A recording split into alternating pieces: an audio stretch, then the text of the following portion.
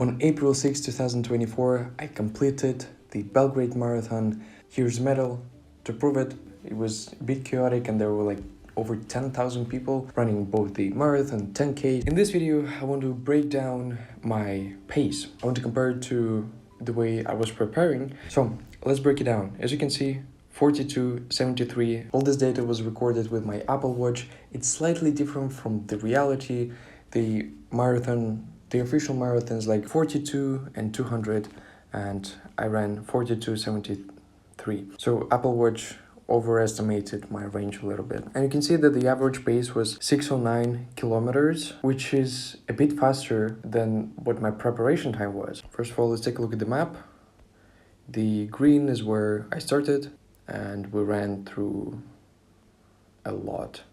So there was like a little circle, and then we would go back and meet here, and then we would go for another bigger circle, and then we would finish. So let's take a look at the splits. The first kilometer, 6:47, pretty slow, even slower than my preparation time. My preparation time, the average was like 6:30, 6:40. So kilometer 2 was already faster, but to be honest, it felt like kilometer 1 was faster than I would do in my preparation time. And the reason for that is because there were a lot of people. I think like roughly 2,000 people ran the marathon, the full marathon, maybe a little bit less than that. And when you, like, I never ran with anybody else in my life. So I went from just solo running, solo preparation to so many people, and we would run just all together. It was such an interesting feeling. Everybody ran at the same speed. So I just ran with everybody else. Kilometer 1, 6:47, kilometer 2, 5:45.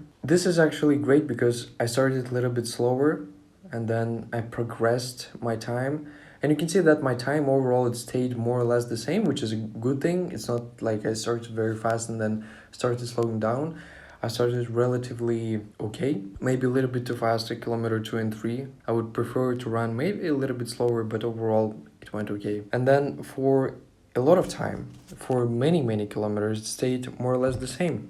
So for half marathon, it stayed roughly at 6. You can see at the bottom 6:13 is kilometer 21, which is half marathon. And I remember it was okay. Just the feeling was okay. I was feeling okay. Maybe I did get a little bit tired, but it wasn't like anything crazy. And then I vividly remember running half marathon. And then you can see after that, my time started to decrease. My speed started to increase. And that's what I call taking souls. So I was taking souls. Belgrade is all about hills, and the new part of Belgrade is almost flat. I live in the old part of Belgrade, and there are a lot of hills here. And I think because of that, because I trained on running on hills, I had a bit of advantage. And when at kilometer 22, 23, 24, I don't remember exactly, but there was like a little hill going just a little bit up, and people started slowing down. And I'm not sure if it was just them slowing down because they were tired, or maybe they were trying to save energy. And I continued running with the same speed because I was used to that, running up the hill. And that was just little hill because I'm used to running like very steep hills. Everybody started like slowing down a little bit, and I started passing people. And because I started passing, it also kind of gave me energy. And so that's the reason why I started running faster. And then something just clicked, and I just ran for like 10 kilometers with an insane speed for me. Like, I never ran at this speed, specifically after I ran like 20 plus kilometers. Like, usually I would maintain the speed, but like increase the speed, that's unheard of me. So you will see that from 22, 21, from 22, the speed started to increase significantly. And then I'll tell you what happened later.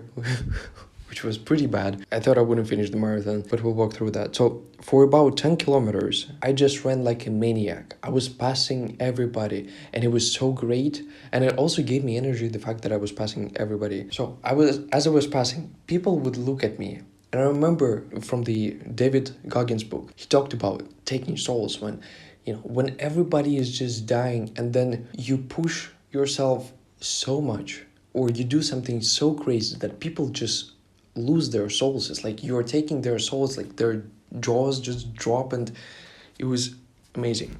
So that's what I did for 10 kilometers. And then, as you will see, at kilometer 33 and 34, things went down. Just something snapped inside of me. I was in such an agony, such an extreme pain that I had to stop a couple of times. I just couldn't run. Super painful. Like, it's the pain that I had never felt before. But it was great. Like, I remember it now, it was great, but it was like an insane amount of pain. So painful. And it was pain just throughout my body, but especially my back. I have scoliosis. It's not pleasant. My back hurts like all the time, every day. And then imagine running like 35 kilometers with a speed that you never ran before. Yeah, it was very bad. I had to stop at kilometer 34. The funny thing is, they would give some sort of like snacks and drinks along the way and fruits, and I would eat all the fruits. I would drink all the drinks, but for the snacks. So there were a couple of like sweet bars. Also, it was like fruit puree where we're supposed to drink it. And I thought it would be so great to bring that to Julia, to my lady, in the end of the race. Because these bars and drinks and everything, like, it's on more of an expensive side, so it's not something we were able to afford and still aren't able to afford.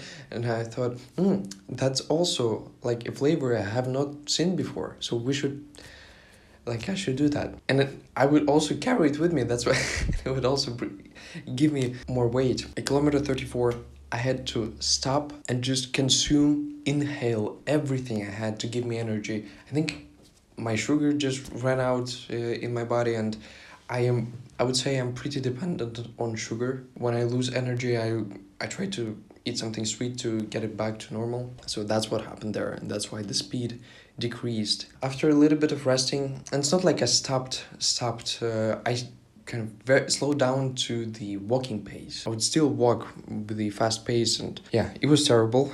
And you can see the pace went down for 7 kilometers. And then in the end,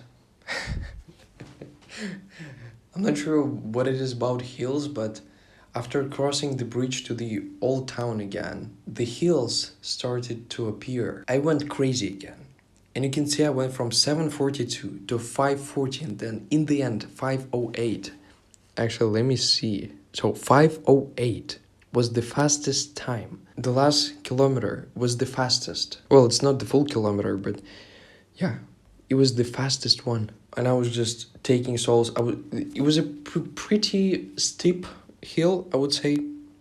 Especially in the end, I probably ran by like hundreds and hundreds of people, like no kidding, because people would walk in the end, and I was just like a maniac, whatever. It was great. It was great. It was one of the best, if not the best, things that ever happened to me. And something Chris Williamson talks about is, imagine if you were in a movie and people watched a movie, and what are some of the highlights, and where would people would scream and tell you to not stop. So this is definitely the highlight of my life, like one of the biggest achievements, and it's great. I want to continue that. The problem is that the next marathon will be next year in Belgrade, what I really want to do. And Julia got excited about this as well. And so we really want to go to marathon to Podgorica, to Montenegro. I will run a marathon. She wants to run 10K, and she started preparing as well. She never ran before. She hated running. So in order for us to do that, it's also not cheap to go to another country and to run all of that. If you found this video valuable, please share it with somebody who needs to hear it. This will help us to get some resources, to get access to more people, get some resources, and then we'll be able to run there as well. So if you want to support me, share this video. And when I will run the next marathon, what would I do differently in terms of my pace? I think I would focus more on myself. And this is something I started doing at kilometer 4. Roughly, here you see that I remember vividly, once again, as I was crossing the bridge, I remember just like, okay, Vlad, focus on yourself. This is the race, just imagine you're just alone and just focus on yourself. That's what I did, and then the pace slowed down a little bit for me. So this is something I would do from the very beginning, because if you start very fast, you just exhaust yourself. Like, you burn too much fuel. The way every run should go is it should feel the same throughout the run. The more you run, the easier it becomes, because your body adapts, and so your speed naturally grows over time. That's how it should be. It shouldn't be like you push yourself from the very beginning. And sometimes I do that, and that's my mistake, and I shouldn't have done it here. This is something I would do from the very beginning. Slow down a little bit. In terms of taking souls from like kilometer 20 to 34, I would do it. The reason for that is because when you have power and energy and you're in this sort of like trance state, it's like you don't want to let that go, especially when it's like for like over 10 kilometers, so like almost 10 miles, right? That's like I caught a wave and I just went with the wave, like with surfing. So I wasn't swimming myself. The wave put me there. It's such a great state. So I would still do that. If I ever get that feeling again, I will do that. So I would push myself maybe just a little bit less so that I can save some energy. But it really depends. Like, you should really pay attention to the way you run every run, because every run is different. There's no, even if you run the same sort of territory, it's still a different run because you feel different, the weather is different, things like that. In the beginning, run a little bit slower. When I want to run super fast, run just a little bit slower. Don't exhaust yourself, or at least take some electrolytes or something sweet in order to keep the energy, because I would just also collect everything. Yeah, I mean, it's a funny story, but it wasn't fun during that time. I felt like my body was dying. It was that bad. At kilometer 39, pace 7:50:51, pretty slow. So yeah, in terms of the heart rate, you can see it, the heart rate went up in the very end. Okay, let's take a look at this one. 181 in the very end. Yeah, that's when I started running up the hill the fastest time, at kilometer 42:43. Obviously it went up, but other than that, it was pretty stable. And you can see some of the times where I started stopping, like right above 10:55. That was roughly kilometer 34, like more or less. And so you can see I started stopping there. My heart rate went down a little bit. Overall, it's okay. We're not able to see the stages, phases of the heart rate, but this is acceptable for me, especially because I'm not doing that every day, but this is okay. So this is how it was. Total time 4:22. We can check the official times a little bit later. Calories burned 2,670. Crazy. Okay, results 2025. Okay, so somebody ran a marathon, and these are females. So a female in 2:26, insane. And then for males, it was 2:11. Like, wow. Very fast. That's almost 2 times faster than what I did. Crazy. Okay, and if we find myself to find the official times, by the way, you can also come here and search. Okay, this is me, 4:22:30. What does he say here? 4:22:45. Okay, so the same time. Let's take a look at my time. Yeah, this is me. You can see it says nationality Serbian. That's because when I was registering, it asked me what the country was, and I thought, okay, I'm running in Serbia, so I'm going to put Serbia. But turns out it's your nationality, but it wasn't like nationality, it was like country. What? Super confusing, but now this is it. How many people there were overall? So you can see males. Let's see, males.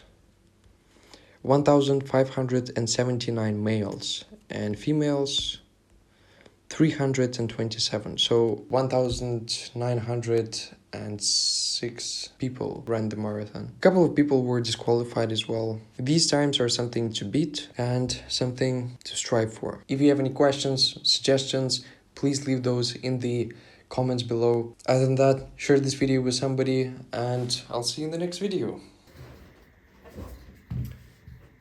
I keep on forgetting this, but if you like this video, you might want to click on this video here, because there's a good chance you'll like this video too, so click on it.